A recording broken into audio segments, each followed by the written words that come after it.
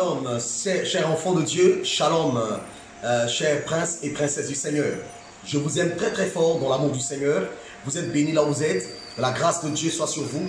La grâce de Dieu dans vos maisons, dans vos pays. La grâce de Dieu dans vos églises. La grâce de Dieu vous soutient et vous fortifie. Pendant ce temps difficile de coronavirus où le confinement continue dans certains pays, gloire à Dieu, parce que certains pays ont levé leur confinement, mais d'autres sont toujours en confinement et nous continuons toujours de prier le Seigneur pour que Dieu étende sa main de grâce pour sauver chaque pays et sauver chaque enfant de Dieu. Alors, nous allons rapidement prier. Père, nous te bénissons pour ta parole. Merci parce que tu veux m'utiliser encore en ce jour spécial, afin que ta parole soit prêchée. Je prie afin que ta main soit sur moi. Je prie afin que ta grâce soit sur moi. Je prie afin que tu utilises le canal vocal que je suis, afin de parler à ton peuple et à tes enfants. Dans le nom suprême de Jésus, j'ai prié. Amen. C'est ici votre serviteur Larsen Daboussou. Nous allons partager dans cette série la pensée de Dieu pour toi, un thème très important. Le voile est déchiré. C'est le thème sur lequel nous allons nous entretenir. Nous allons rapidement prendre un verset biblique. Nous sommes dans l'évangile de Luc. Le docteur Luc nous parle ici. Luc au chapitre 23, nous allons lire à partir du verset 45 au verset 47. Qu'est-ce que la Bible dit? Le soleil s'obscurcit et le voile du temple se déchira par le milieu. Jésus s'écria d'une voix forte, « Père, je remets mon esprit entre tes mains. » Et en disant ces paroles, il expira. Verset 47. Le centenier, voyant ce qui s'était arrivé, glorifia Dieu et dit, certainement, cet homme était juste. J'ai une bonne nouvelle à vous annoncer. Après cet épisode de coronavirus, Dieu va justifier certaines personnes. Le voile est déchiré. Qu'est-ce que c'est qu'un voile? Un voile n'est rien d'autre qu'un tissu. On peut placer quelque part pour séparer peut-être deux compartiments. On peut placer le voile, ce qu'on appelle couramment le rideau, pour séparer dans une même pièce, pour avoir deux compartiments. Un voile permet, n'est-ce pas, de cacher certaines choses. Parce que derrière un voile, on ne voit pas ce qui est caché là-bas. Derrière un voile, on peut cacher beaucoup de choses. Donc, dans l'ancienne alliance, le voile servait de séparer le lieu où les sacrificateurs entraient. Donc aujourd'hui, nous voyons que ce voile cachait beaucoup de mystères. Et ce voile ne permettait pas aux gens d'avoir accès à certains niveaux de connaissances, à certains niveaux de mystère, à certains niveaux de la délivrance. Le voile, dans le temple, avait beaucoup de symboles. Je n'aurai pas trop le temps d'expliquer. Parce que le temps de cette série, c'est juste pour avoir 7 minutes, sinon 8 minutes à nous entretenir. Je n'aurai pas le temps de donner un enseignement assez profond là-dessus. Mais voyez-vous, c'est tout un mystère. La Bible parle de Jésus-Christ de Nazareth, le Fils unique de Dieu. Il est venu sur la terre, il a passé 3 ans et 6 mois enseignant la parole et révélant le royaume de Dieu à la terre. Et lorsqu'il devait achever sa mission, celui-ci devait passer par ces étapes. Il devait avoir 3 étapes. Il devait être capturé, il devait être torturé et il devait mourir. Et après cela, il y aura une autre étape qu'on appelle la résurrection et qu'il devait passer le temps avec les disciples. Et après cela, il doit monter au ciel. Donc, 3 étapes. Mais je vais parler avec vous, pas de comment il a été capturé et torturé, mais je vais parler avec vous de comment il va mourir. La Bible dit il est mort, pas de la simple mort. Il est mort par une mort de la croix. À l'époque, c'était les criminels qu'on tuait, qu'on pendait à la croix. Et Jésus était mis mis à la croix entre 2 criminels. Mais avant qu'il ne puisse mourir, il a prononcé 7 paroles sur la croix. Parmi les 7 paroles, je vais retenir une ici. C'est sur cette base que je vais parler avec vous.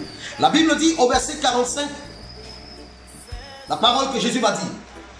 Lorsque le soleil s'est obscurci, le voile du temple s'est déchiré par 2. Parce que Jésus devait mourir. La terre commençait à trembler. Les montagnes commençaient à se déchirer. Et la Bible dit qu'il y avait un événement hors norme, inhabituel qui s'était produit. Le voile s'est déchiré. Le voile cachait beaucoup de mystères. Le voile est déchiré. C'est la bonne nouvelle. La pensée de Dieu pour moi, c'est que Dieu a pensé à moi. Avant de partir, il ne m'a rien caché. Le voile cachait beaucoup de mystères. Avant de partir au ciel, Jésus a déchiré le voile. Le voile de la connaissance qui cachait les mystères liés à la guérison, le mystère lié à la santé, le mystère lié à la restauration, le mystère lié à la bénédiction, le mystère lié à la fécondité. Ce n'est plus possible pour que tu sois malade. Ce n'est plus possible pour que tu sois stérile. Ce n'est plus possible pour que tu sois infirme. Ce n'est plus possible pour que tu sois bloqué, condamné par un jugement quelconque, un jugement que j'appelle le jugement satanique. Parce qu'aucun homme ne peut faire du mal à son prochain.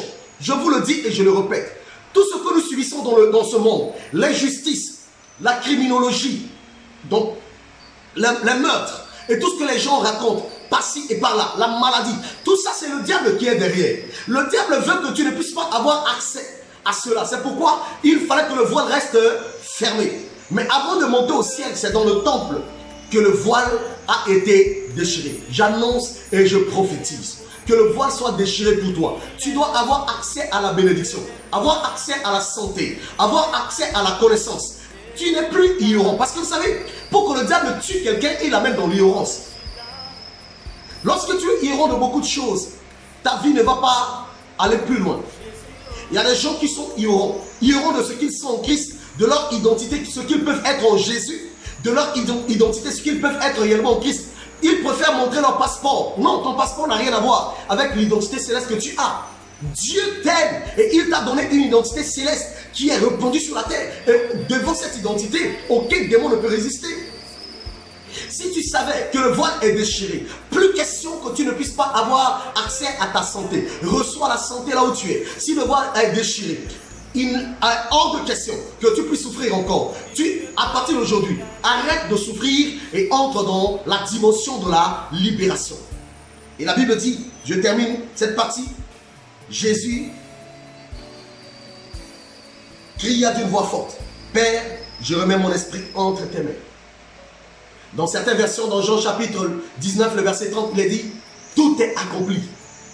Quand le voile est déchiré, tout est accompli. Reçois l'accomplissement à toutes les promesses de Dieu. Parce que Dieu pense à toi. Tout est accompli, c'est accompli. Regarde, Christ a tout fait déjà. Tu as la santé en Christ. Jésus a tout accompli. Tu as la guérison en Jésus. Il a tout accompli. Tu as la libération en Jésus. Il a tout accompli. Reçois ça, c'est ta portion. Dans le nom de Jésus. Et après, pour terminer, la Bible dit, un centenier a dit, cet homme était juste. Écoute-moi, le voile est déchiré. Tes ennemis vont changer de langage. Ceux qui ne croyaient pas en toi vont croire en toi. Ceux qui n'espéraient pas voir ta vie changer, ta vie changera. Ceux qui pensaient que tu allais mourir, tu ne mourras pas, même de cette pandémie, le coronavirus. Cette maladie que tu as, que tu es en train de crier, la nuit tu ne dors pas avec la douleur, tu dormiras à partir de maintenant. Pendant que tu me suis, dis seulement Amen. Si tu as la grosseur sur ton corps, cela disparaît. Si tu as le sida, tu es guéri. Si tu as coronavirus, tu es guéri. Si tu as fibrome, tu as myome, tu as l'asthme, tu es guéri. Quelle qu'en soit la maladie que tu as, les maladies de la tête, les douleurs dans les jambes, comme on appelle,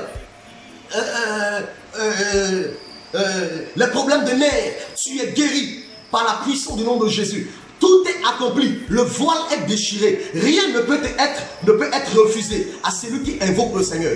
Pendant que tu es en train de me dire Amen, tu reçois ta guérison et tu es visité. Je suis votre serviteur Larsen Daboussou, leader de l'église ambassade des miracles de Malabo, membre de la communauté apostolique et prophétique pour le réveil des nations. J'approuve ce message. Shalom.